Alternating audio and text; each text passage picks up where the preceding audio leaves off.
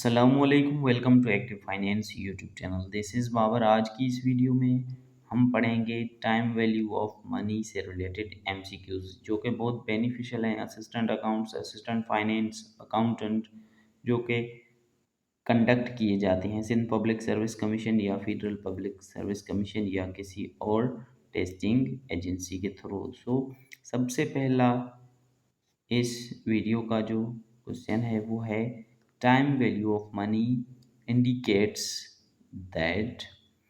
Time value of money show करता है कि a unit of money obtained today is worth more than a unit of money obtained in future। अगर आपके पास कोई पैसा आज मिलना है तो उसकी वर्थ ज़्यादा होगी एज कंपेयर टू फ्यूचर।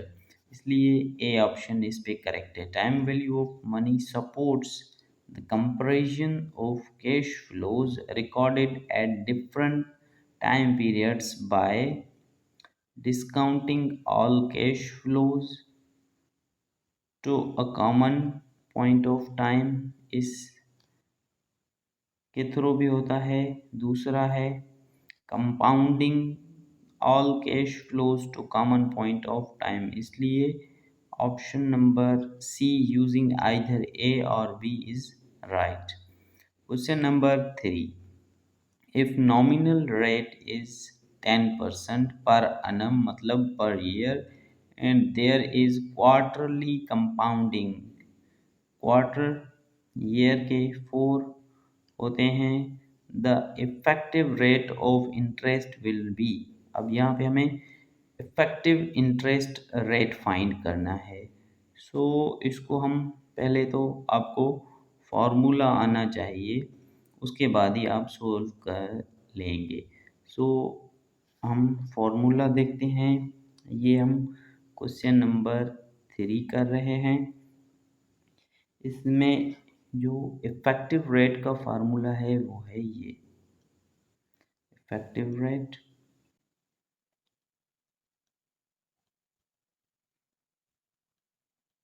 ये आपका फॉर्मूला है इफेक्टिव रेट को कैलकुलेट करने के लिए। इसमें अगर आप वैल्यू पुट करते हैं तो आपको आंसर मिल जाएगा 1 प्लस, अब यहाँ पे इंटरेस्ट पर annum क्या था 10, तो यहाँ पे हम इसको ऐसे लिख सकते हैं 10% को, और कंपाउंडिंग है तो 4 होंगे ईयर के, इसलिए यहाँ पे भी हम देंगे 4 माइनस 1। तो आपका आंसर होगा, अगर आप इसको सोल्व करेंगे तो 10.38%। ये आपका आंसर होगा इस क्वेश्चन का। तो इससे ऑप्शन ये करेक्ट है। Fourth question, relationship between annual nominal rate of interest and annual effective rate of interest if frequency of compounding is greater then 1। अब यहाँ पे कुछ कंडीशन दी है। इनको हम अगर देखते हैं तो इसका करेक्ट जो ऑप्शन है वो है first, effective rate is greater than nominal rate. Correct option A है।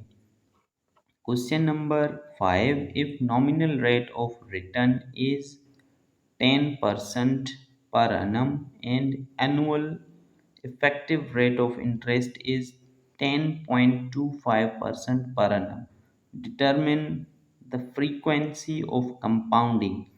अब इसको भी हमें सोल्व करना होगा और ये इफेक्टिव रेट से मिलता जुलता इसका भी फॉर्मूला होता है। क्वेश्चन ये है हमारा 5।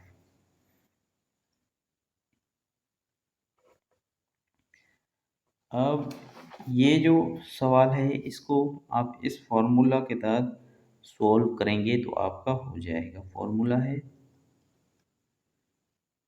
इसी से ही, इफेक्टिव रेट वाले से ही मिलता जुलता है।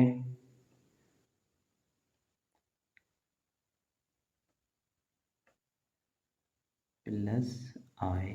इस फार्मूला में अगर आप वैल्यू पुट करेंगे तो आपका आंसर होगा पुट करके देखते हैं हम वैल्यू इसमें।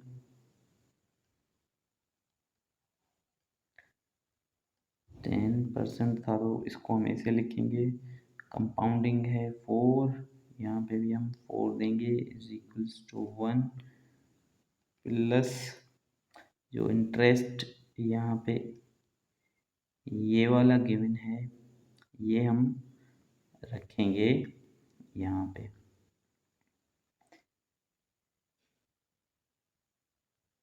तो इसको हम लिखेंगे 0.1025। अगर आप इसको सॉल्व करेंगे तो आपको आंसर मिलेगा 1.1025। ये इसका करेक्ट ऑप्शन है।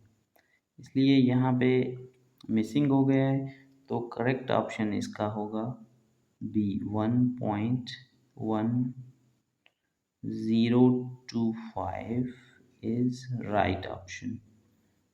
तो बी इसका करेक्ट आंसर होगा। Heterogeneous cash flows can be made comparably by discounting technique and compounding techniques. So either A or B is right option, and C is correct option of this question. Question number 7. The factor 1 plus in is a, so इसको क्या कहते हैं? इसको कहा जाता है future value interest factor. B option correct है। इन अ typical loan amortization schedule, the following dollar amount of interest paid each period decreases with each payment. Question number 9. In a typical loan amortization schedule, the total dollar amount of money paid each period remains constant with each payment. So ये थे आज की इस video के questions. इनमें से अगर आपको कोई अभी भी क्वेश्चन है माइंड में तो आप कमेंट बॉक्स में पूछ सकते हैं। And for getting latest uploads kindly subscribe and hit the bell icon. Thank you.